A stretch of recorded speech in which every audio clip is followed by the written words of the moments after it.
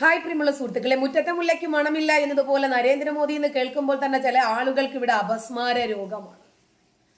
ഈ രാജ്യത്തെ ഏത് രൂപത്തിലാണ് പ്രൗഢിയിലേക്ക്, പുരോഗതിയിലേക്ക്, വളർച്ചയിലേക്ക്, ഉന്നതിയിലേക്ക്, സാമ്പത്തിക ഉന്നമനത്തിൽ 3-ാം സ്ഥാനത്തേക്ക് സ്വതന്ത്ര ഭാരതത്തെ എത്തിക്കുന്ന തിരക്കിലാണ് നരേന്ദ്രമോദി. അതിനിടയിൽ ചില പുഴുക്കുത്തുകളെ നോക്കാനൊന്നും നരേന്ദ്രമോദിക്ക് നേരമില്ല. എന്തായിരുന്നാലും അറേബ്യൻ രാജ്യങ്ങളുടെയൊക്കെ കണ്ണിലുണ്ണിയായി വളർന്ന നരേന്ദ്രമോദി ഇപ്പോൾ ഫ്രാൻസിനെ ഉജ്ജ്വലമായി വിറപ്പിച്ചൊരു ഇംഗ്ലീഷ് പ്രസംഗം അങ്ങോട്ട് കാഴ്ചവെച്ചു. ഇവിടെ നിന്ന് 4 അക്ഷരം കൂട്ടി വായിക്കണമെങ്കിൽ 11ഉം 12ഉം പേഴ്സണൽ സെക്രട്ടറിമാർ എഴുതി കൊടുക്കണം. അതോ പ്രസംഗിച്ചാലോ പേപ്പറിൽ നിന്നും അങ്ങോട്ട് ദൂരത്തുമില്ല മൈക്കിലോ അതല്ലെങ്കിൽ ഓഡിയൻസിന്റെയോ നേരെ. അതുപോലെയുള്ള മന്ത്രിമാരും MLA-മാരും MP-മാരും ഒക്കെയാണ് നമ്മുടെ നാട്ടിലുള്ളത്. അവർക്ക് നരേന്ദ്രമോദിയുടെ ഉജ്ജ്വലമായിട്ടുള്ള സദസ്സിനെ കിടിലം കൊള്ളിച്ച ഫ്രാൻസിന്റെ ഇമ്മാനുവൽ മാക്രോൺ എഴുന്നേറ്റ് നിന്ന് കൈയടിക്കുകയും ട്രൂഡോ എഴുന്നേറ്റ് നിന്ന് ഷെയ്ക്ക് ഹാൻഡ് കൊടുക്കുകയും ചെയ്ത പ്രസംഗത്തെ അംഗീകരിക്കാൻ പറ്റുമോ?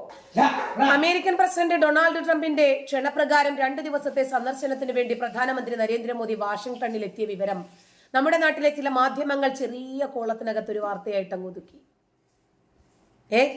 ഇന്ത്യൻ സമയം നാളെ പുലർച്ചെ 5 മണിക്കാകും പ്രസിഡന്റ് ഡൊണാൾഡ് ട്രംപുമായി മോദി കൂടിക്കാഴ്ച നടത്തുന്നത്.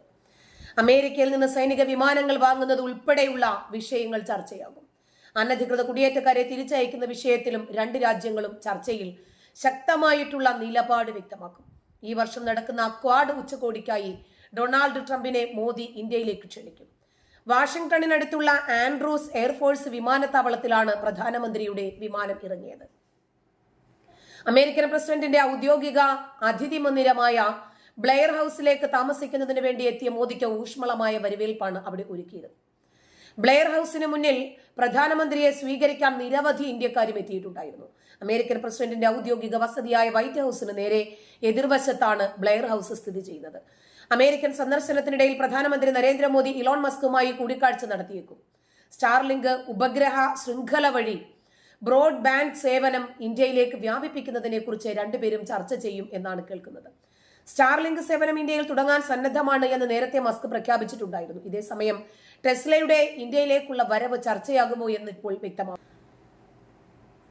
2 ദിവസത്തേക്കാണ് അമേരിക്കൻ സന്ദർശനത്തിൽ എത്തിയിരിക്കുന്നത് പ്രധാനമന്ത്രി നരേന്ദ്രമോദി. അദ്ദേഹത്തെ അമേരിക്കൻ പ്രസിഡന്റ് ഡൊണാൾഡ് ട്രംപ് വിശേഷിപ്പിച്ചത് മികച്ച നേതാവ് എന്നാണ്. നമ്മുടെ നാട്ടിലെ പുഴുക്കുത്തുകളുടെ അംഗീകാരം ആർക്ക് വേണം? മികച്ച ലോക നേതാക്കളുടെ പട്ടികയിലേക്ക് നരേന്ദ്രമോദി വളരുന്നത് എങ്ങനെയാണ്? ഗണ്ടികൾക്കും ഗണ്ടികളെ താങ്ങികൾക്കും എങ്ങനെയാണത് സഹിക്കാൻ പറ്റുന്നത്?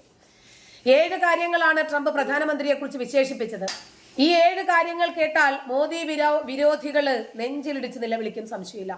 ഇന്ത്യക്കായിട്ട് വലിയ കാര്യങ്ങളാണ് നരേന്ദ്രമോദി ചെയ്യുന്നത്. എല്ലാവരും നരേന്ദ്രമോദിയെ കുറിച്ച് പറയുന്നു. മികച്ച കാര്യങ്ങളാണ് നരേന്ദ്രമോദി ചെയ്യുന്നത് എന്ന് മാത്രമല്ല, മികച്ച നേതാവാണ്. ലോക നേതാക്കളിൽ ഒരുപക്ഷെ 1-ലും 2-ലും 3-ലും ഒക്കെ ഇടം പിടിക്കാവുന്ന നേതാവാണ് നരേന്ദ്രമോദി എന്ന് ട്രംപ്. നിങ്ങളെ ഒരുപാട് മിസ് ചെയ്തു എന്ന് ട്രംപ് പറയുന്നു. അവർ ജേർണി ടുഗദർ എന്ന ബുക്ക് പ്രധാനമന്ത്രിക്ക് നൽകിയ ശേഷം നിങ്ങൾ മഹാനാണ് എന്നാണ് ട്രംപ് നരേന്ദ്രമോദിയെ വിശേഷിപ്പിച്ചത്. എന്റെ സുഹൃത്ത് മോദിയെ സ്വീകരിക്കാൻ ആവേശഭരിതനാണ് താൻ എന്ന് അദ്ദേഹം ഒരു സ്പെഷ്യൽ വ്യക്തിയാണ് എന്നും ട്രംപ് പറയുന്നു. ഏറെക്കാലമായി തന്റെ അടുത്താണ് മോദിയെന്നും തന്നേക്കാൾ മികച്ച മധ്യസ്ഥനാണ് നരേന്ദ്രമോദിയെന്നും ഒരു മത്സരത്തിന് പോലും നരേന്ദ്രമോദിയുമായി താൻ ഒരുങ്ങുന്നില്ല എന്നും ട്രംപ് പറഞ്ഞു. അമേരിക്കയും ഇന്ത്യയും തമ്മിൽ മികച്ച വ്യാപാര ബന്ധവും കരാറുകളും പ്രതീക്ഷിക്കുന്നു എന്നാണ് വൈറ്റ് ഹൗസിൽ പ്രധാനമന്ത്രി നരേന്ദ്രമോദിയുമായി നടത്തിയ കൂടിക്കാഴ്ചയ്ക്ക് ശേഷം ട്രംപ് പ്രതികരിച്ചത്. അടുത്ത സുഹൃത്താണ് നരേന്ദ്രമോദി എന്നും കഴിഞ്ഞ 4 വർഷം സൗഹൃദ ബന്ധം നിലനിർത്തിയിരുന്നുവെന്നും ട്രംപ് വ്യക്തമാക്കി. 2 രാജ്യങ്ങളുടെയും പുരോഗതിക്കും അഭിവൃദ്ധിക്കും വേണ്ടി ഒരുമിച്ച് മുന്നേറുമെന്ന് പ്രധാനമന്ത്രി നരേന്ദ്രമോദി പറഞ്ഞു.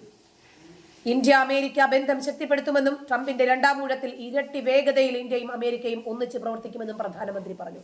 മുംബൈ ഭീകരാക്രമണത്തിന്റെ സൂത്രധാരനായ തഹാവൂർ റാണയെ ഇന്ത്യക്ക് കൈമാറുമെന്ന് ട്രംപ് ഉറപ്പിച്ച് നരേന്ദ്രമോദിക്ക് വാക്കുകൊടുത്തു. ചെറിയ കാര്യങ്ങളല്ല ഇതൊന്നും. നരേന്ദ്രമോദിയും ട്രംപും തമ്മിലുള്ള കൂടിക്കാഴ്ചയിൽ സുപ്രധാനമായിട്ടുള്ള അനേകം കരാറുകളും പ്രഖ്യാപനങ്ങളും, ചില കരാറുകൾ, തീരുമാനങ്ങൾ, ചില നിലപാടുകൾ ഒക്കെയുണ്ട് എന്നാണ് അറിയുന്നത്. മുംബൈ ഭീകരാക്രമണത്തിന്റെ സൂത്രധാരനായ തഹാവൂർ റാണ തന്നെയാണ് പ്രധാനപ്പെട്ട ലക്ഷ്യങ്ങളിൽ ഒന്ന്. കാരണം തഹാവൂർ റാണ ഇന്ത്യക്ക് ഏൽപ്പിച്ച പരിക്ക് ചെറുതല്ല. എന്നിട്ട് സുഖലോലുപതയിൽ പോയി എവിടെയെങ്കിലും പോയിരുന്ന് രക്ഷപ്പെടാമെന്ന് വിചാരിച്ചോ? ഇന്ത്യ തലയ്ക്ക് വില പറഞ്ഞ ഒരു ഭീകരനും ലോകത്തിന്റെ ഏതു കോണിലും സുരക്ഷിതനായിരിക്കില്ല എന്ന് മാത്രമല്ല, ഇന്നല്ലെങ്കിൽ നാളെ സാക്കിർ നായിക്കുമാരടക്കം ഇന്ത്യയിലേക്ക് തന്നെ ശിക്ഷ കാത്തെത്തും എന്ന് നരേന്ദ്രമോദിക്ക് ഉറപ്പുണ്ട്. ഇവിടെ മത്സരമില്ല. മധ്യസ്ഥത വഹിക്കാൻ കേമൻ നരേന്ദ്രമോദി തന്നെ എന്ന് ശ്രീ ട്രംപാണ് ഉറപ്പിച്ചു പറഞ്ഞിരിക്കുന്നത്. ഇതൊരു ചെറിയ കാര്യം തന്നെയുമല്ല, ചില പുതിയ സമവാക്യങ്ങളാണ് നരേന്ദ്രമോദിയും ട്രംപും തമ്മിൽ ചേർന്ന് ഒരുക്കിയിരിക്കുന്നത്. $500 ബില്യൺ വ്യാപാരമാണ് ലക്ഷ്യം. ഇത് തന്നെയാണ്, ഇന്ത്യയെ സാമ്പത്തികമായി മുന്നോട്ട് കുതിപ്പിക്കുക. ഒരു രാജ്യത്ത് അനധികൃതമായി താമസിക്കുന്ന ആർക്കും ആ രാജ്യത്ത് തന്നെ തുടരാൻ അനുമതിയില്ല. ആ രാജ്യത്തിന്റെ ഭരണമനുസരിച്ച്, ആ രാജ്യത്തിന്റെ ഭരണഘടന അനുസരിച്ച്, ആ രാജ്യത്തിന്റെ നിയമം അനുസരിച്ചിട്ട് എല്ലാവർക്കും ആ രാജ്യത്തിന്റെ നിയമം ബാധകമാണ് എന്നിരിക്കെ പ്രത്യേകമായിട്ട് അനധികൃതമായി കുടിയേറിയ ആളുകളെ വച്ച് പൊറുപ്പിക്കുന്ന ഒരു രാജ്യമല്ല ഇന്ത്യ എന്ന് നരേന്ദ്രമോദി അമേരിക്കയിലും പ്രഖ്യാപിക്കുകയായിരുന്നു. അപ്പോൾ അമേരിക്കയിൽ അനധികൃതമായി കുടിയേറിയിരിക്കുന്ന ഇന്ത്യക്കാരെ എന്ത് ചെയ്യണം? വിലങ്ങുകൾ അണിയിച്ചു കൊണ്ടുവന്നു എന്ന് പറഞ്ഞ് ഓരോരുത്തർ ഇവിടെ കിടന്ന് നിലവിളിക്കുന്നുണ്ടായിരുന്നു. എന്ത് ചെയ്യണം? ആ രാജ്യത്തിന്റെ നിയമം തെറ്റിച്ച്, ഈ രാജ്യത്തിന്റെ നിയമം തെറ്റിച്ച് ചേക്കേറിയത് എന്തിനാ? ഇന്ത്യയിൽ എവിടെയെങ്കിലും മതപരമായിട്ടുള്ള ഭ്രഷ്ട് അനുഭവിക്കുന്നുണ്ടോ ആരെങ്കിലും? സാമ്പത്തിക മോഹം തലയ്ക്ക് പിടിച്ചിട്ട് ഓടിക്കേറിയതല്ലേ?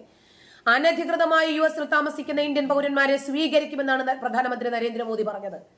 ബംഗ്ലാദേശിനെ പോലെ, യൂനി സർക്കാരിനെ പോലെ, ഷഹബാസ് ഷെരീഫ് പാകിസ്ഥാനിൽ നടപ്പാക്കുന്ന നിയമം പോലെ ഞങ്ങൾക്ക് ഇവിടെ അവരെ സ്വീകരിക്കാൻ പറ്റില്ല എന്നൊന്നും പറഞ്ഞിട്ട് ഇന്ത്യക്കാരായിട്ടുള്ള പൗരന്മാരെ ഇന്ത്യക്ക് പുറത്തേക്ക് തന്നെ നിർത്തണമെന്നൊന്നും നരേന്ദ്രമോദി എവിടെയും അഭിപ്രായപ്പെട്ടിട്ടില്ല.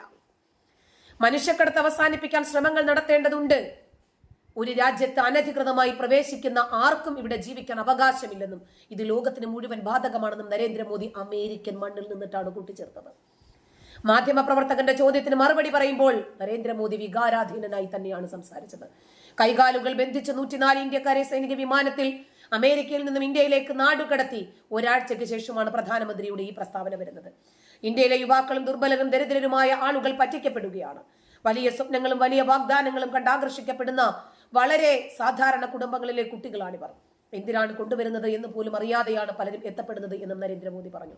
മനുഷ്യക്കടത്ത് ശൃംഖല അവസാനിപ്പിക്കാൻ എത്രയും വേഗം തന്നെ ഇന്ത്യയും US സംയുക്തമായ ശ്രമങ്ങൾ നടത്തുമെന്നും അദ്ദേഹം പറഞ്ഞു.